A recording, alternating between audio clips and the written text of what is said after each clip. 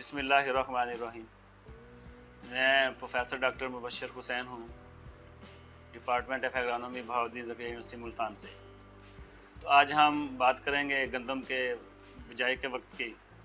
तो गंदम पाकिस्तान के लिए सबसे अहम क्रॉप है, हमारी ये खुराक की ज़रूरियात को पूरा करती है और इसीलिए पाकिस्तान में ये सबसे ज़्यादा रबी सीज़न में लगाई जाती है। हमारे पास जो वैरायटीज़ हैं उनका पोटेंशियल तो 70 मन के करीब है, लेकिन किसान ज़्यादातर बड़ी अच्छी कोशिश भी करें तो 40, 45, 50 तक जाते हैं, पूरा पोटेंशियल हासिल नहीं कर सकते।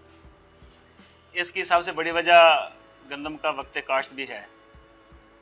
गंदम की पूरी पैदावार लेने के लिए इसका जो बेहतरीन बिजाई का वक्त है वो नवंबर के पहले 15 दिन है, यकम से लेके 15 नवंबर तक। वैसे तो पूरा नवंबर का महीना भी कहते हैं, लेकिन ज़्यादा जो बेहतर है वो नवंबर के पहले 15 दिन है। और ये बेशुमार तजर्बात से ये बात साबित हो चुकी है कि जब हम गंदम की बिजाई 15 नवंबर के बाद करते हैं तो हर दिन के हिसाब से 15 से 20 किलोग्राम पर एकड़ के हिसाब से गंदम की पैदावार कम होती है। तो इसलिए आप जितने दिन लेट करेंगे, यहाँ से आप अंदाज़ा लगा लें कि उतनी ही पैदावार आप कम करेंगे। अब पाकिस्तान में गंदम लेट होने की कुछ वजूहात हैं। हमारे दो बड़े क्रॉपिंग सिस्टम हैं, एक तो राइस वीट का है, दूसरा कॉटन वीट का है। बाज़ का चावल की ख़ास तौर पे जो बासमती वैरायटीज़ हैं उनकी हार्वेस्टिंग लेट हो जाती है और फिर आगे कभी बारिश हो जाए, फसल की लाजिंग हो जाती है, लेबर नहीं मिलती, या मशीन लेट है, या खेत अभी गीला होता है, तो इस वजह से किसान लेट हो जाते हैं।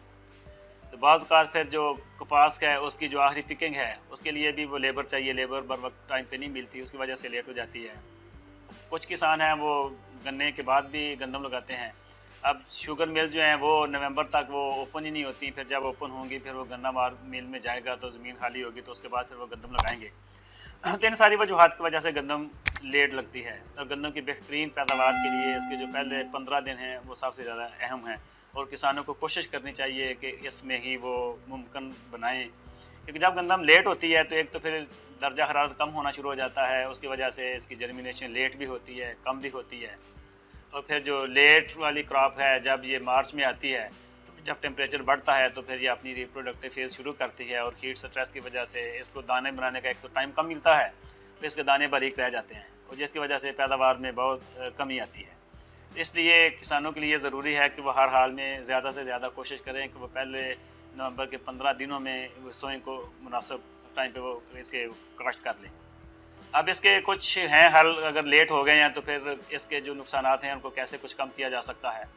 एक तो ये है कि लेट होने की सूरत में फिर कुछ सीड रेट बढ़ा दें। अगर आपकी पैदावार सोइंग दिसंबर तक चली गई है, दिसंबर में स्टार्ट है, तो आप 50 के बजाय 60 किलो जो है वो सीड रेट यूज़ करें ताकि आपके पौधे पूरे हो जाएँ।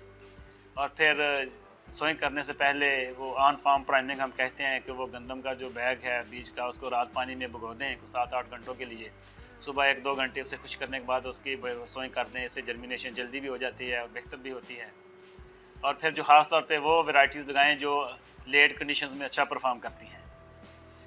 अब इसी तरह जैसे राइस वाले हैं, अगर वो राइस की लेट हार्वेस्टिंग हुई है तो फिर वो जो टाइम ज़मीन की तैयारी पे लगाएंगे और फिर राउनी इरीगेशन करेंगे, फिर बत्तर पे ज़मीन आएगी, तो इस टाइम को वो बचाएं। और फिर वो ज़ीरो ड्रिल, आजकल वो हैप्पी सीडर, टर्बो, ये सारी अवेलेबल हैं जिसके ज़रिए जो राइस के स्टबल्स में ही वो सोइंग कर सकते हैं। इससे आप टाइमली अपनी बिजाई भी कर लेते हैं और वो जो आपने ज़मीन की तैयारी पे लगाने थे, आजकल वैसे भी महंगाई बहुत ज़्यादा है, कोई 20,000 के करीब 1 एकड़ की तैयारी पे लगता है। आप वो पैसे भी बचा लेते हैं और गंदम को टाइम पे भी लगाने से आपको पैदावार भी ज़्यादा मिलती है। तो इसलिए कोशिश करें कि गंदम की भरपूर पैदावार लेने के लिए इसको नवंबर के पहले 15 दिनों में ही इसकी काश्त को मुकम्मल करें।